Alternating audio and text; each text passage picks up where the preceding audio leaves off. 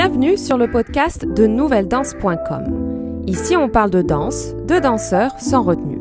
Ancienne danseuse professionnelle, je suis Morgane et je peux enfin vous partager l'expérience, les conseils, les témoignages et les bruits de couloir de cet univers mouvementé. Le podcast est disponible sur de nombreuses plateformes, alors n'hésitez pas à vous abonner pour ne rien rater. N'oubliez pas de mettre une bonne note ou un commentaire gentil, ce sera un bouquet de fleurs pour m'encourager pour la suite. Retrouvez-moi sur le site nouvelledanse.com ou sur la chaîne YouTube Nouvelle Danse. Alors aujourd'hui, on va parler de comment améliorer sa petite batterie. Alors on pense souvent que la petite batterie en danse, je vais parler en danse classique, c'est réservé uniquement pour ceux qui ont un niveau déjà avancé. Parce que ça reste quand même des mouvements, les petits sauts, la petite batterie, ça reste quand même quelque chose qui est difficile. Et on se met cette pression pas possible et on se met en tête que si on a un niveau un peu, on va dire, intermédiaire, c'est pas pour nous. Ce qui est totalement faux. En fait, si tu n'arrives pas à faire ta petite batterie, c'est qu'il y a sûrement des choses que tu dois travailler. Et pour ça, c'est pour ça que j'ai décidé de faire ce podcast. Parce qu'en fait, j'en vois tellement plein qui se mettent en retrait pendant le cours de danse quand ça commence à être par exemple la petite batterie ou des sauts ou même des grands sauts par peur de mal faire. Pas parce que ils ou elles ne peuvent pas le faire, mais c'est seulement par peur psychologiquement en se disant j'ai pas le niveau pour faire les sauts, alors que pas du tout. Du coup, je vais t'aider et on va essayer de trouver des solutions ensemble pour voir pourquoi tu n'arrives pas à faire la petite batterie. Ou qu'est-ce qui t'empêche plutôt à ne pas bien faire, entre guillemets, la petite batterie. Alors, la première erreur, et ça peut être même pour les adages, j'en avais déjà dit, c'est de trop s'étirer. Surtout dans tout ce qui va être petite batterie, donc tu croises à chaque fois les jambes et si tu t'étires trop, tes adducteurs ils vont perdre en force, ils vont perdre en tonicité et tes adducteurs au niveau vraiment du haut de tes cuisses, ils ont besoin d'être assez forts. Si tu passes trop ton temps à t'étirer et à te mettre en position, on va dire crêpe, tu vas perdre comme ça en force. Tout simplement en force. Et là, par contre, pour le coup, tu as besoin vraiment de force, tu as besoin d'être tonique et d'être bien placé quand tu fais ta petite batterie. Donc, s'étirer, c'est bien. Bien sûr qu'il ne faut pas aller, comme je le répète à chaque fois, d'un extrême à l'autre.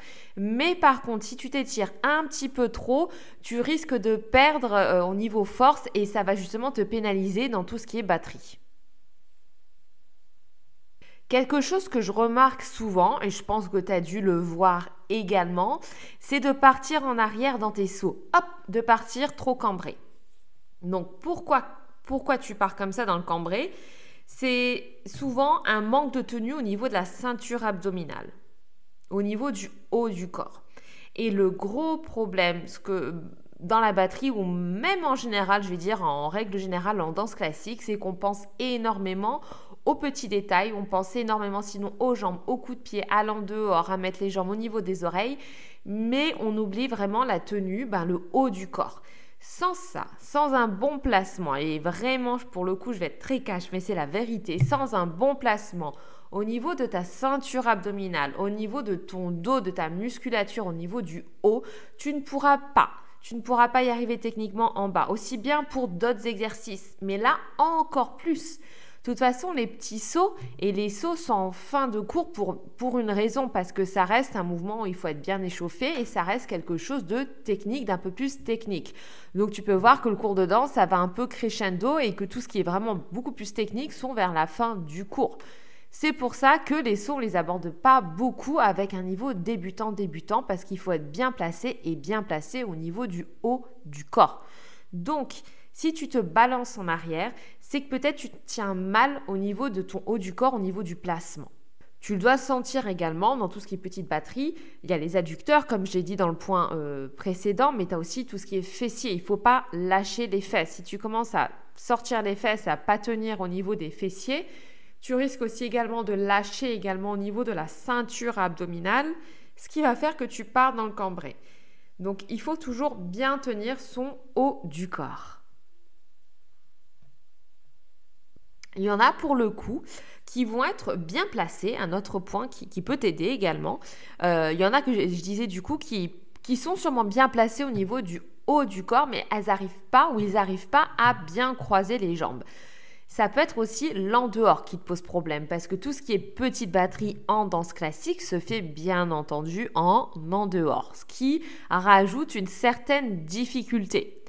Donc l'en-dehors, c'est peut-être ce que tu dois travailler si tu sens que tu bats en fait seulement avec les pieds, avec le bas de jambe, c'est que c'est faux. Bien sûr que les pieds se croisent entre guillemets, mais la batterie, ça part pas au niveau des chevilles, ça vient vraiment au niveau de ton haut des jambes, au niveau des adducteurs, au niveau de vraiment du haut de la cuisse. Donc ça peut être également un problème d'en dehors. Donc dans ce cas-là, si tu sens que toi tu pars pas en arrière dans tes sauts, que tu es vraiment maintenu au niveau de ton haut du corps, que tu n'as pas de problème sur ça, mais tu sens que tu n'arrives pas à bien croiser non plus, ça peut être également ton en dehors. Et puis en revenant aussi au point précédent, quand on part en arrière, dis-toi que quand tu pars en arrière, tu te rajoutes une difficulté en plus. Si tu pars comme ça, hop, en arrière, déjà que les sauts, ça reste difficile, tu vas devoir demander à ton corps de faire 2 fois plus de travail pour amener ton haut du corps en avant chaque fois. Repartir en arrière, en avant, repartir en arrière.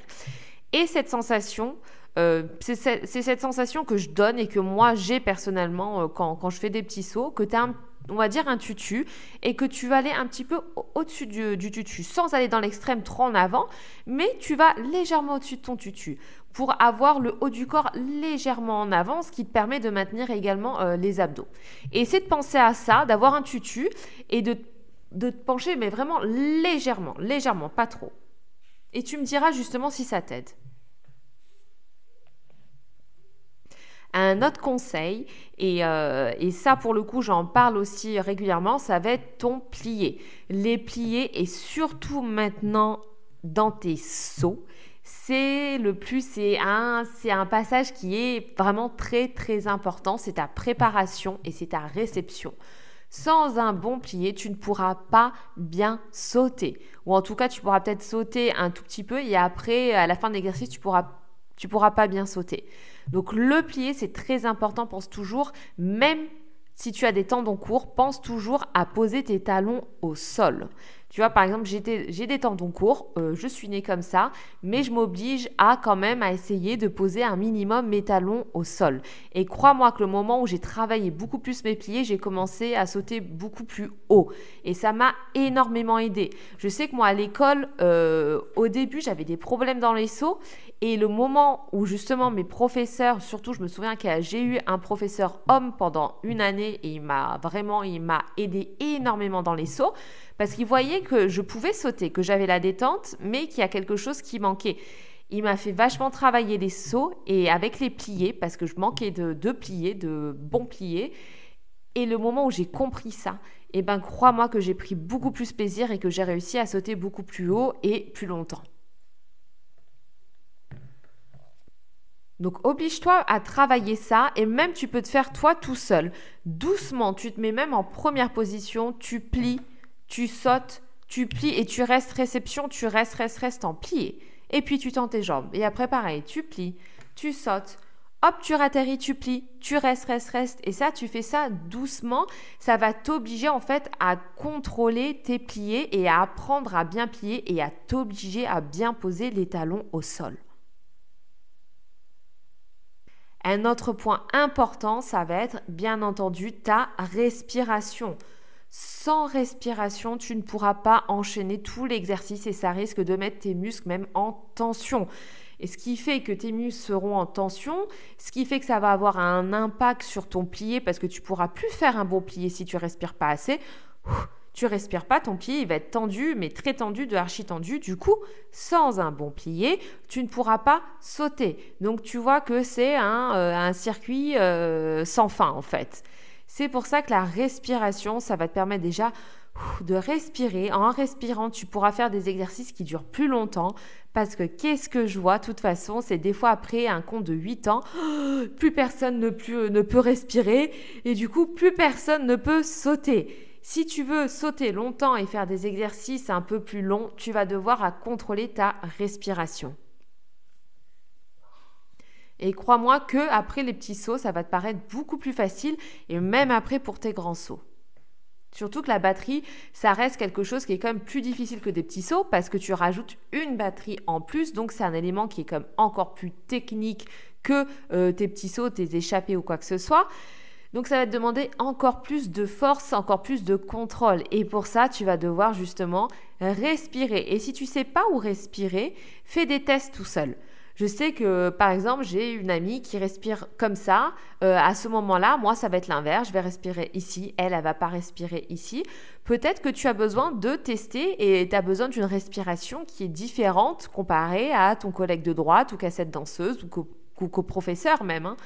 Des fois, moi, j'aide en fait mes élèves avec la respiration. Je leur dis essayez de respirer comme ci, comme ça. Mais par contre, peut-être que ça ne va pas fonctionner pour vous. Du coup, après, je leur demande de faire l'exercice également avec une autre respiration et le contraire. Et peut-être que des fois, c'est pour eux, c'est l'inverse de moi. Donc, c'est pour ça il faut que tu essayes, il faut que tu expérimentes et il faut que tu vois qu'est-ce qui fonctionne le mieux pour toi avec la respiration.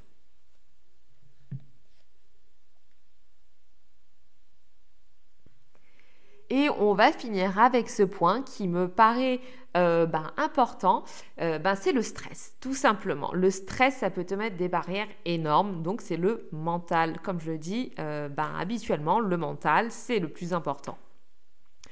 Des fois, tu vas être bien placé, tu vas avoir un en dehors, un bon en dehors, tu vas avoir un bon plié, tu vas bien tenir, tu vas avoir la force, tu vas avoir une bonne respiration, mais tu t'es mis en tête cette barrière, ce stress, cette peur de commencer de faire cette batterie ou de faire les sauts. Il y en a, pour d'autres, ça va être les pirouettes. Moi, je sais que j'ai eu pendant un petit moment avec les pirouettes. Et il y en a beaucoup, c'est les sauts. En se disant, je suis pas assez bon, je suis pas assez fort, j'ai pas le niveau pour. De toute façon, tout ce qui est batterie, etc., les grands sauts, c'est pour les professionnels ou les futurs professionnels. Des fois, on se met des idées comme ça un peu bêtes en tête. Et ça, se mettre ça en tête, se mettre comme ça, tu te mets des barrières tout seul en fait. Dis-toi que le mental, ça va te mettre vraiment des grosses barrières. Il faut vraiment que tu apprennes à, je sais que c'est facile à dire, mais à essayer de mettre ton stress de côté et à te lancer. Vraiment, lance-toi. Si tu sens en plus que tu n'as pas de problème technique et que tu peux réussir, mais que c'est seulement vraiment une barrière psychologique, lance-toi, essaye. Essaye même si tu te mets un peu en arrière, à l'arrière, que tu ne te mets pas sur première ligne devant toi, devant le professeur, même si tu te mets derrière, mais lance-toi, essaye de faire l'exercice. Parce qu'en fait, ce que je vois, c'est qu'il y en a plein qui font même pas l'exercice par peur d'être ridicule, entre guillemets. Et c'est dommage, c'est tellement dommage. Et la plupart du temps, c'est souvent des personnes qui peuvent le faire, en fait. C'est seulement peut-être des fois, il faut qu'elles travaillent un petit peu ça ou ça, mais ce sont des personnes qui peuvent réussir. Donc, moins tu le fais, moins tu vas réussir. Je veux dire, c'est aussi, la petite batterie, c'est quelque chose qu'il faut que tu travailles aussi régulièrement. Et si tu le fais jamais, forcément, après, tu vas perdre la main et ça va être de plus en plus dur pour réussir à faire ta petite batterie. Donc, lance-toi, fais-le. Et crois-moi que tu vas voir des progrès petit à petit. Essaie vraiment de te mettre dans cette bulle-là. Ne te fie pas au regard des autres. Ne te fie pas vraiment non plus seulement au regard du professeur. Surtout que la plupart du temps, crois-moi que le professeur va avoir un regard bienveillant et au contraire, il va essayer de t'aider et de te guider justement. Donc, faut pas que tu aies peur du regard du professeur. Si c'est le regard des autres, il faut que tu fasses vraiment abstraction de ça et que tu te mettes dans ta bulle. Il faut vraiment que tu te lances. Lance-toi au moins une fois de temps en temps et tu vas voir que le moment où tu franchis ce cap-là, tu vas voir que petit à petit, tu vas te lancer et au bout d'un moment, tu vas te dire je m'en fiche royalement du regard des autres. Moi, je sais que tout le monde l'a eu. Tout le monde l'a eu un moment avec avoir peur du regard des autres et au bout d'un moment, on se dit voilà quoi, je m'en fiche. Je suis dans ce studio-là, je paye mon cours, j'ai envie de me lancer, j'ai envie de faire mon cours, peu importe, même si je fais très mal l'exercice, je m'en fiche.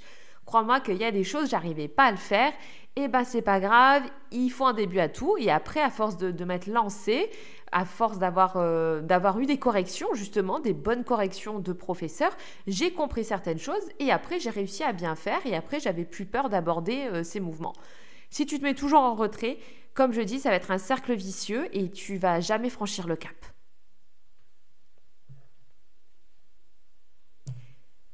Donc c'est fini pour ce podcast. J'espère que ces conseils vont te permettre de te lancer et de t'aider justement pour travailler, pour avoir la petite batterie. Comme je dis, pense toujours à t'analyser quand tu n'arrives pas à faire quelque chose. pense toujours à qu'est-ce qui ne va pas, qu'est-ce qui ne fonctionne pas. Est-ce que je pars en arrière? Est-ce que je plie ou pas assez? Est-ce que je suis peut-être trop laxe au niveau des adducteurs et que je passe trop mon temps à m'étirer? Essaie toujours de comprendre avant de faire parce que tu risques de t'épuiser et tu risques de te dégoûter de la petite batterie, des petits sauts. Donc essaie de comprendre. Et quand toi, tu n'arrives pas justement à comprendre, à savoir qu'est-ce qui ne fonctionne pas, filme-toi. C'est quelque chose, justement, maintenant, on a pas mal de technologies, on a des téléphones et on peut faire des petites vidéos. Donc, je te conseille des fois, quand tu sais pas et que tu veux travailler comme ça tout seul, tu peux te filmer et après, tu peux te regarder et voir justement, tu vois, là, je pars en arrière ou là, tu vois, là, je respire pas, je fais de l'apnée. Ou là, par exemple, je tiens pas mon haut du corps, je plie pas assez. Et c'est comme ça que tu vas comprendre, justement. En tout cas, j'espère t'avoir aidé. Passe une très très bonne journée et n'oublie pas que la danse doit rester un plaisir. On se voit la semaine prochaine dans un nouveau podcast. Je te fais plein de gros bisous. Ciao, bye. Bon, voilà, il est temps de faire sa révérence. Merci d'avoir partagé ce moment de danse et d'expérience. Le podcast est disponible sur de nombreuses plateformes, alors n'hésitez pas à vous abonner pour ne rien rater. N'oubliez pas de mettre une bonne note ou un commentaire gentil, ce sera un bouquet de fleurs pour m'encourager pour la suite. Retrouvez-moi sur le site nouvelledance.com ou sur la chaîne YouTube Nouvelle Danse.